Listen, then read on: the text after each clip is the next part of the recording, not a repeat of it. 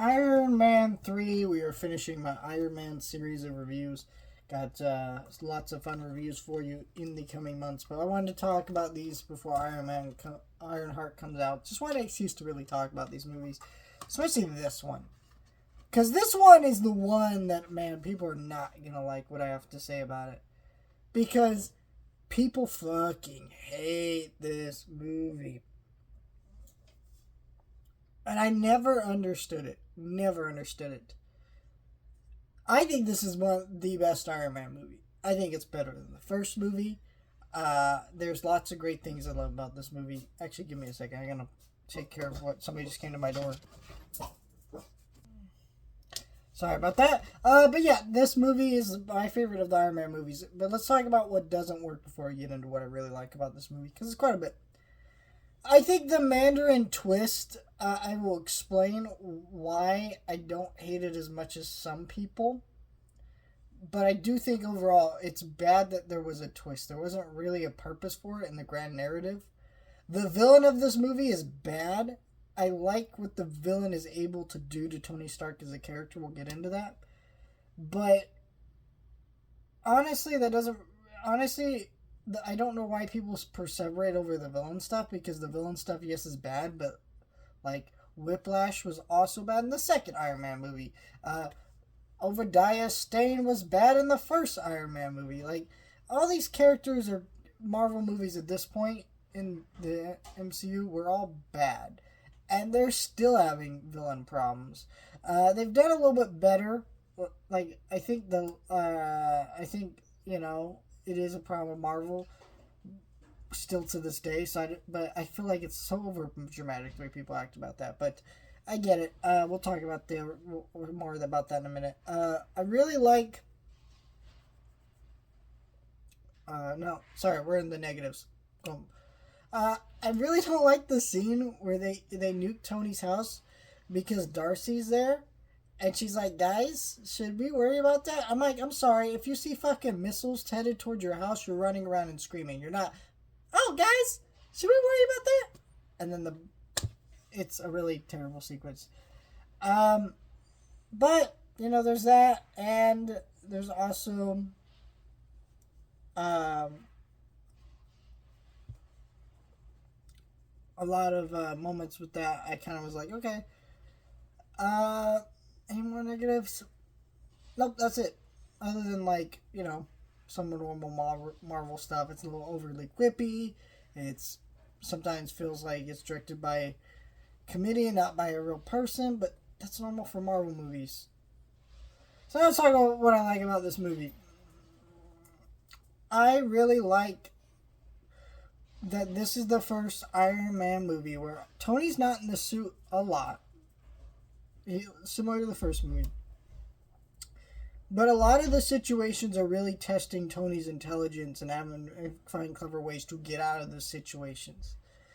And then when he is in the suit, he's saving people and just being what a superhero should be. And it's so refreshing that in a lot of superhero movies you don't actually see the hero saving people anymore. I don't know why this has gotten to be a thing where we don't get to see that anymore. It'd just be great if every superhero movie opened up with a sequence of the hero just saving people as a way of introducing the story, because it just doesn't. It's such a weird thing that we can't just have the hero saving people anymore in superhero movies the way we used to. But this is a great sequence, in rescuing all those people. Also, Shane Black is a great choice to direct an Iron Man movie, because Shane Black worked with Robert Downey Jr. He's a great writer, and his writing very much is similar to a lot of Joss Whedon dialogue, like quippiness or Marvel humor, but in a way that's a lot smarter, and you feel that in this movie. And so, he's a great choice for an Iron Man movie for that reason. He's really good at that stuff. And so him doing this movie is just awesome. He's really good at it. He's able to do some really cool things.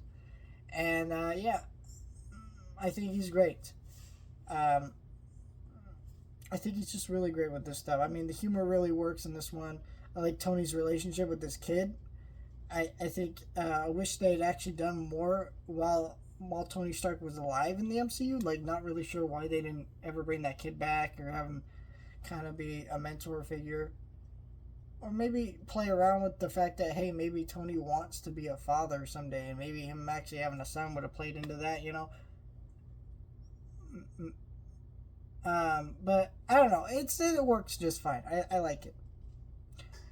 I think this movie is just really good for all that stuff. Now let's talk about some more things that don't work. I really hate the trope of, hey, guy gets shunned by hero, becomes villain. It's kind of like, okay, people made the joke. Same thing of Incredibles 2. But honestly, same thing as Batman Forever and Amazing Spider-Man 2. It's not just Incredibles, the Incredibles. Like Syndrome, very much same thing. But it's like, it's always like the most annoying, like geeky, dumbass person that, like, who cares? It's not an interesting motivation for someone to become a villain. Syndrome really worked because it's clear that the dude's just a psychopath, and he had an interesting philosophy and idea around him. It wasn't just that whole trope around it. And so yeah, I thought this movie was really good, but I didn't like that. I also think, like I said, I don't mind the Mandarin twist. Number one, because since this movie's come out, we've introduced the real Mandarin. I really don't like that they did twist to begin with.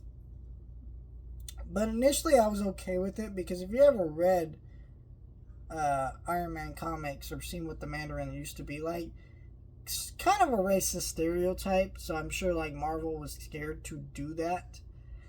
And I just think the way they went about it is really clunky. Like, there being a twist literally does nothing to the story but just waste time, and it just is really annoying. I think if they had cleaned up the villain and not done the Mandarin, I think they had to do. I think they felt like they had to do the Mandarin. I don't know. It's crazy this movie made didn't this movie make $1 billion? If not, it made very close to it. It's kind of crazy how many people hate this movie, because it's honestly really good. And if you haven't seen it in a long time, refresh yourself. It's a good movie. I don't know what people hate on with Iron Man 3. This is in my top 5 favorite Marvel movies. Very controversial choice. People hate that twist, but I like it.